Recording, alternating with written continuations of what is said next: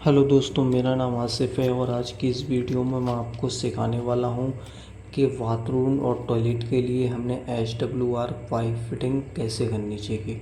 तो दोस्तों, हम 3 तरीके से PVC पाइप फिटिंग करने वाले हैं।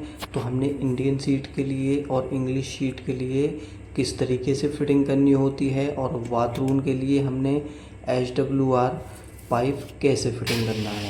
तो दोस्तों, वीडियो को आप लास्ट तक देखें, वीडियो में बने रहें। वीडियो को ज़्यादा से ज़्यादा लाइक और शेयर ज़रूर करें। और अभी तक आपने हमारे चैनल को सब्सक्राइब नहीं करा हो तो चैनल को सब्सक्राइब कर लें। तो दोस्तों देखिए, हम ये PVC पाइप कैसे फिटिंग करते हैं बाथरूम के लिए और हमने टॉयलेट के लिए। और इस वीडियो में हम आपको ये भी दिखाएंगे कि इंडियन टॉयलेट सीट को कैसे फिटिंग करा जाता है और उसको किस तरीके से हमें फिटिंग करना चाहिए।